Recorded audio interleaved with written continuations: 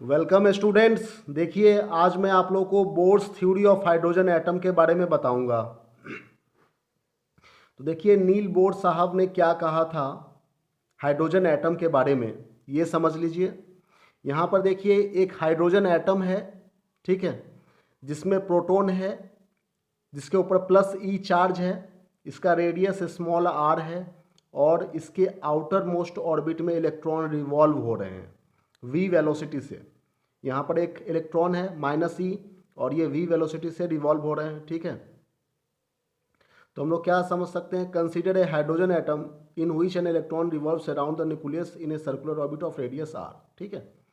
तो Coulomb's force of attraction between the nucleus and electron, तो nucleus और electron इन दोनों के बीच में जो फोर्स ऑफ अट्रैक्शन है, ठीक है, वो फोर्स ऑफ अट्रैक्शन का फॉर्मूला क्या होगा, F equal to 1/4πε0 e into e upon are square, ठीक है ना, Q1 Q2 upon are square.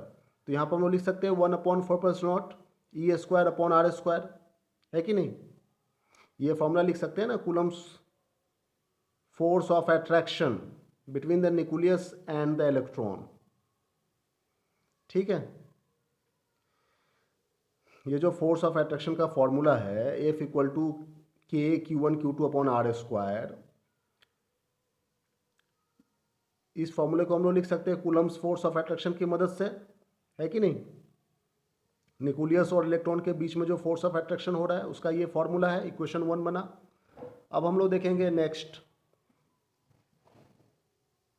ये फोर्स, ये एटम है न्यूक्लियाई का।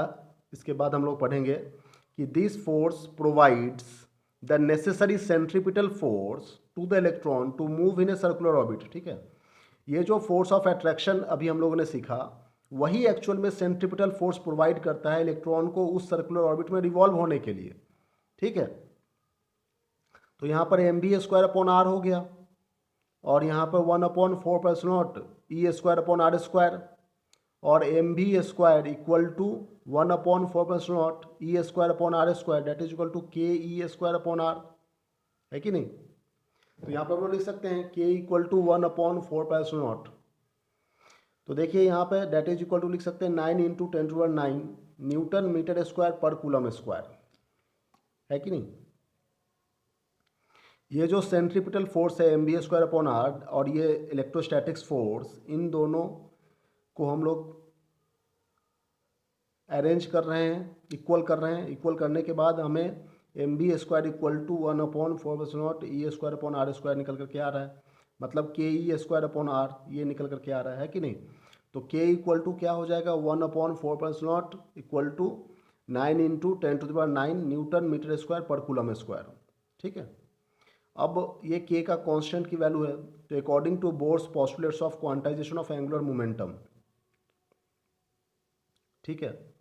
अब देखिए बोर साहब ने एक पोस्टुलेट्स दिए थे एंगुलर मोमेंटम के क्वांटाइजेशन के लिए कि m v r equal to N H upon 2π, ठीक है। क्रॉस मल्टीप्लाई कर देंगे तो v इक्वल टू हो जाएगा n H upon 2π m into r. ये बात समझ में आ रही है। ये जो बोर्स पोस्टुलेट्स है quantisation of angular momentum, m v r equal to N H upon 2π, ठीक है ना। बोर साहब ने एक पोस्टुलेट्स दिए थे एंगुलर मोमेंटम के लिए क्वांटाइजेशन का फॉर्मूला कि एम बी आर मतलब एंगुलर मोमेंटम ऑफ इलेक्ट्रॉन, ये तभी इक्वल होगा जब n into h upon 2π, n मतलब नंबर ऑफ ऑर्बिट्स, ठीक है ना, n इंटू एच अपॉन 2π इसको इक्वल करेगा, तभी वो जब इस कंडीशन को सेटिस्फाइड करेगा तभी इलेक्ट्रॉन जो है सो एक ऑर्बिट में रिवॉल्व हो सकता है। तो यहाँ से क्रॉस मल्टीप्लाई करके हम लोग वेलोसिटी निकाल सकते हैं, ठीक है ना। N H upon 2π m r हो गया, ये थर्ड इक्वेशन। इसी तरीके से हम लोग रेडियस ऑफ एन ऑर्बिट भी कैलकुलेट कर सकते हैं। तो रेडियस ऑफ एन ऑर्बिट किस तरह से कैलकुलेट करेंगे, देखिए ये जो हमने वेलोसिटी का फॉर्मूला निकाला है इसको इक्वेशन 2 में पुट कर दीजिए यहाँ पे। तो ये v की वैल्यू जो है n H upon 2π m r, इसकी वैल्यू यहाँ पे पुट कर दीजिए तो हो जाएगा m into n H upon 2π m r का whole square, that is equal to के ई स्क्वायर अपॉन आर, ठीक है। अब यहाँ पर क्रॉस मल्टीप्लाई कर दीजिए तो m n square H square upon यहाँ पे हो जाएगा 4 pi square M square R square that is equal to के ई स्क्वायर अपॉन आर, है कि नहीं। तो इसे हम लोग क्रॉस मल्टीप्लाई करके क्या हो जाएगा, N square H square upon 4 pi square M are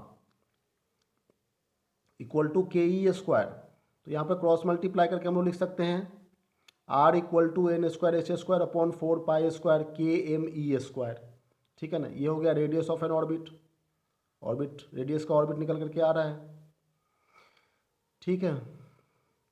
अब यहाँ पे जो कांस्टेंट टर्म है उसे लिख देंगे, तो R is directly proportional to N square हो गया। मतलब इसके बाद हम लोग क्या लिख सकते हैं, R is directly proportional to N square कहने का मतलब ये है कि radius of N orbit is directly proportional to the square of the principal quantum number of N orbit, ठीक है। ये जो रेडियस है ऑर्बिट का ये डायरेक्टली प्रोपोर्शनल है principal quantum number of orbit, मतलब ऑर्बिट का जो नंबर है 1 2 3 4 इंटीजर्स जितने भी ऑर्बिट्स हैं, ठीक है, उसके स्क्वायर के डायरेक्टली प्रोपोर्शनल है।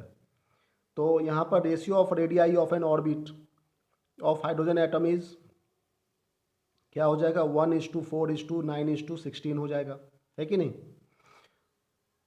मान लो n इक्वल टू 1 है तो r इक्वल टू क्या हो जाएगा 1, n इक्वल टू 2 है तो r इक्वल टू 2 का स्क्वायर मतलब 4 हो गया, n इक्वल टू 3 है तो r का स्क्वायर मतलब r इक्वल टू 3 का स्क्वायर मतलब 9 हो गया, ठीक है ना। इस तरह से हम लोग रेशियो लिख सकते हैं, रेडियस का रेशियो, यदि n इक्वल टू 1 to 3 है तो रेडियस का रेशियो इस तरह से हो जाएगा, ठीक है।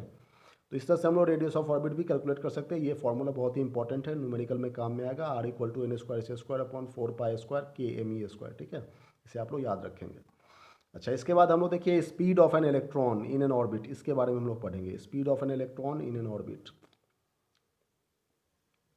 तो मतलब ऑर्बिट में इलेक्ट्रॉन की स्पीड क्या होगी ये हम लोग देखेंगे, ठीक है। तो देखिए ऑर्बिट में इलेक्ट्रॉन की स्पीड क्या बनती है, substituting the value of equation 4 and in equation 3, 4 को हम लोग 3 में पुट कर देंगे, ठीक है ना। ये जो 4 इक्वेशन है इसको हम लोग 3 में पुट करेंगे।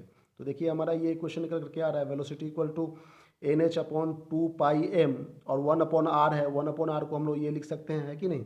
1 अपॉन आर को क्या लिख सकते हैं 4 पाई स्क्वायर के M E square upon N square H square. तो यहाँ पर हम लोग कैंसिल आउट कर देंगे, कैंसिल आउट कर करके 2 पाई के ई स्क्वायर अपॉन एन एच, ये फॉर्मूला निकल करके आ गया, यही है स्पीड का फॉर्मूला, ठीक है ना। यहाँ पर जो कांस्टेंट टर्म है वो आप देख रहे हैं, constant term 2 pi k E square upon h equal to constant ये निकल करके आ रहा है, ठीक है। तो इसका मतलब क्या है कि speed of an electron in an orbit is inversely proportional to the principal quantum number. तो यहाँ पर जो स्पीड है v वेलोसिटी जो हम लोग कह रहे हैं स्पीड ऑफ एन इलेक्ट्रॉन, वो इनवर्सली प्रोपोर्शनल है 1 अपॉन एन के। एन क्या है प्रिंसिपल क्वांटम नंबर, मतलब orbit number of orbits, 1 number orbit है कि 2 नंबर ऑर्बिट है 3 नंबर ऑर्बिट है, ये एन से रिप्रेजेंट करते हैं। तो ये प्रिंसिपल क्वांटम नंबर को रिप्रेजेंट कर रहा है स्मॉल एन, उसके ये स्पीड जो है वो इन्वर्सली प्रोपोर्शनल है, ये निकल करके आ रहा है। यहाँ पे देखिए ये v जो है वो एन के इन्वर्सली प्रोपोर्शनल है, क्योंकि ये सारे टर्म्स जो है वो कांस्टेंट हो गए। Thank you very much for watching this video.